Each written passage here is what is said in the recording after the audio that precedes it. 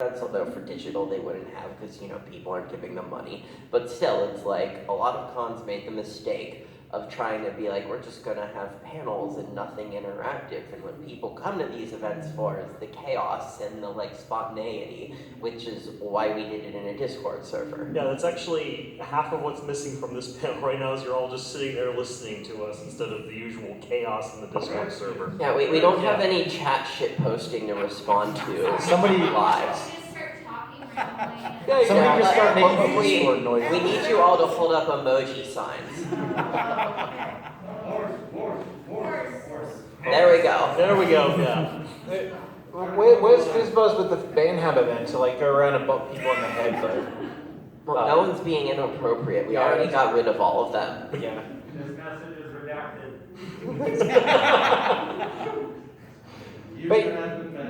But yeah, no, we got a great moderation team, and not only that, but the community also goes at moderating. Oh, we got someone spamming or posting, sign up to a free Discord by clicking the suspicious link. Thank you to everyone that tags that, by the way. Yeah, seriously. There are a lot of chats. Yeah, and actually that's a good one. If someone's ever like, hey, here's anything out of place on Discord, they're trying to steal your account. Yeah. Every time someone's like, hey, can you download my game? And I have, no, here's the thing. One of my dumbass friends who does develop games like this managed to get himself hit. So that promptly infected another dozen people in our mutual group because him randomly sending you a message and saying, please download my game was entirely in character for this one individual. Yep, that's how mine got hacked because of that. Download my game, it gives you more RAM. Downloaded my game from the sketchy mega link. Oh, I'm used to that. I've done this for the past 9 years, so there's one more. So if you're someone who develops your own games, you especially need to not get hit by this hack because it will be your dumbass fault, excuse the language, for getting your friends hacked. Yes. Was the game they were trying to get you to use perhaps Raid Shadow Legends? No, it was Clash of Clans. Clash of Clans. Not Candy better. Crush. Not better. Alright. Yes. Who exactly runs the Ponyfest Twitter account? Because I swear, I've seen some of the weirdest stuff written on that Twitter. It's a mixture of people. I fed stuff to Kevin when he was running the Twitter. Yeah. So for a long time it was Kevin from TrotCon who... Bless Kevin. Kevin, when Kibby's like, I'm done with social media, I want to be the only person in the entire fandom with memeing skills equal to Kibby. Kevin from TrotCon. Yep. And then Kevin gave that up at the end of the last one, I think. Yeah, that's right. It was crazy because everybody for years, when it came to Pony Convention Twitter accounts, they always knew Kevin for doing all the meme stuff with TrotCon and the meme stuff that I did with BronyCon. And we had never worked with each other before.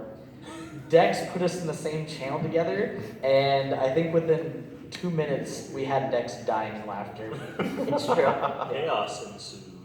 See, my secret sauce is I just go, who is the best at something, and then I tell them to come work for me.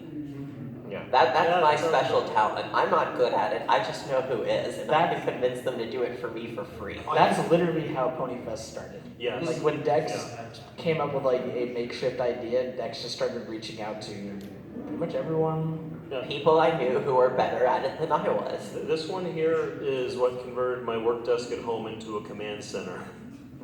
With 3 laptops to monitor chats. What was the message, Dex? Hey Gibby, I know it's 1 o'clock in the morning and I know you're done with BronyCon, but I really kind of want to make an online pony convention. Can you help me post?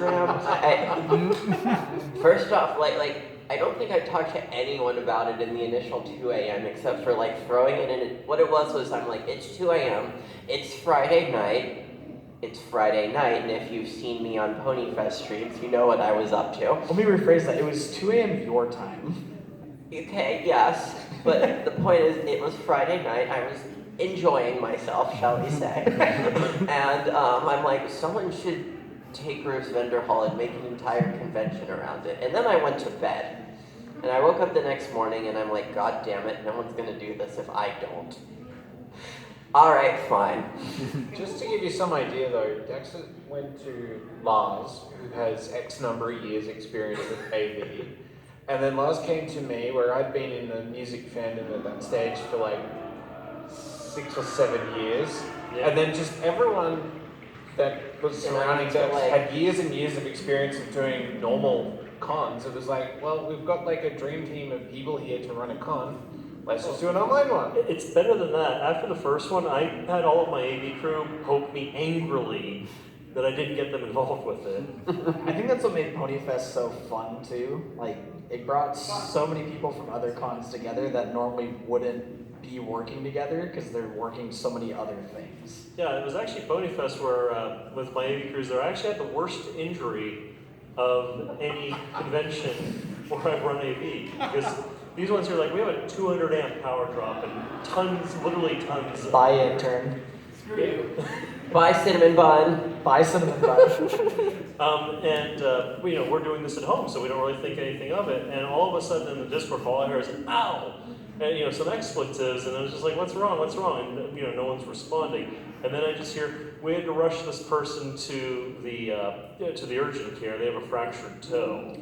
And what's funny is that I had 2 of the people in the room with them, because this was up here, and no one knows how that injury happened. All of a sudden, we're just at home doing a stream, and there's a fractured toe in the mix. And that is the worst AV crew injury I've actually had at a con. That's how hardcore we are in Yes. virtual cons, causing real world injuries. Yeah. All right. Anyone? Nice Yes. meet.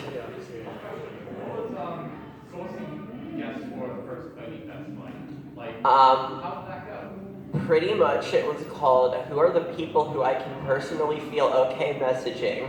And because like at a lot of cons I work VIP relations and so on, so there's, some people who like, I felt comfortable being like, hey, I'm doing the thing, do you know anyone else who'd be interested? And that was pretty much it. Yeah, I wasn't kidding when I said that most of us have years and years of con experience. So when it's like, oh, we need someone that can do that, and they've already got years of experience at it, it was just like, oh, okay, yeah, I'll just do this, and it all just basically fell together from there. See, even like special guests though for Ponyfest have kind of changed over time. Because for the first Ponyfest, that was like right at the beginning of the COVID shutdown. So a lot of the focus was just on, hey, we're gonna put this artist on the stream because they just spent like $4,000 in merchandise to sell for a whole year at PonyCons that they can't go to now. Once that bad wave kind of went through after the first one and we helped a lot of artists, then I think it shifted more towards getting more show talent, like making it more like you'd say at most Pony conventions. Yes, yeah, like I know we had, I think like Jim Miller, I'm pretty sure was at the first one, and Bill Newton maybe. It's been 2 years? 2 years, I'm bad at time. Ever since COVID broke time. 2020 was the longest 5 years of my life. Yeah. These past 3 years have been like 3 weeks and 3 centuries. Exactly. Yeah. So I've noticed that like everything now exists in this blob of untime. Yeah. Basically, the first few Ponyfests are all just one big blur because they happened within like a couple of months of everyone just being like, so what is there to do on the computer right now? Yeah, it was actually a weird thing to be able to say, I'm getting up early to go to a convention. Yeah. From my own bed to my own desk. My personal favorite thing was that inevitably I always fell asleep before the concert ended. And we would have like Odyssey performing at a lot of them, and I'm a big fan of Odyssey, and every single time I would fall asleep before her set. It's exactly we keep records, isn't it? Yes. Not so much a question, but just saying that, it was nice. The Ponyfest, I didn't catch the first one, but I did 2.0, and that was my first kind of actual con experience, even though it was virtual. So I'm like, oh cool, there's a place that I don't have to pay for it, I don't have to fly anywhere, and I can enjoy it from the comfort of my own home, and it was quite the thought. The first organic fuff of this panel, everybody. Yeah. The real question is, did you get the 2.0 attendee badge roll? On Discord? On Discord. Okay. Awesome. So you actually went to registration. I think that was the most hilarious part when we actually started setting up the Discord server. We were like, how can we make this as much like a convention as we can? We literally made like a room for each thing. So we have like a red channel, and you could go in and click a button, and it would give you the attendee role. So Yeah. My favorite chat, the hotel lobby. That's creative though. It is, I think if I was impressed with just the fact that it's like, hey, Discord has it's kind of a framework already there, but being able to organize different threads, and it was like, yeah, it makes sense that it was a natural fit, and it was just a perfect way to go and bridge that gap of like, how do you support mentors when you can't do anything in person, but you can go and kind of create a simulated so yeah, it's certainly a brilliant idea. And then for those who, a lot of first time, I wasn't just the only one, I felt that there was a lot of first time content there that's like, hey, this is my first time experience, and it was all the similar stories. They just didn't have the money, it was too far away, or they're in a different country, and really was able to go and bring so many people that didn't have a time experience. Yeah, hearing those stories, I think it should go without saying, makes it all worth it. yeah, like that was one of All those crazy. immersion properties that I didn't see coming, and was like, it's obvious in retrospect, but was sort of one of the coolest surprises about setting that all up, was seeing people be like, I've never been at a con, and now I feel like I have, and that we're very happy we could do that. Yeah. So after conventions, you're going home, the hotel's empty, all that. There's this thing called PCD, post-con depression. And I know I'm bringing up a downer here, but the thing is that Ponyfest was so good. I felt that afterwards. It felt like a real con. Yeah. Our staff chat, like literally for the next 2 days, everybody was like, wow, Yeah. I'm sad. I missed you guys. Let's do it again. Yeah. And we did it 5 more times. 5.9 more times. Point. Yeah, and I just wanted to comment, because the overlay with Ponytown with the stream was like super like funky because you could have like proximity chat. So like at one of the first ones, I literally sat down next to somebody and we're like, oh my god, like That there's was people like running by us. I mean, that was a comment that Dex made earlier. Is that's what set like Ponyfest Online from Anime Expo, which was the fact that you could interact with the other attendees as well, and not just watch a screen going like, oh, there's nothing else to do except watch. I was gonna say, like, shout out to Ponytown. They made it so much more Yeah. fun. So much better. So Yeah, So the guy in the back. As someone who didn't go to a Ponyfest, but was heavily involved with Vancouver Pony Expo, it was funny seeing the reverberations of it through.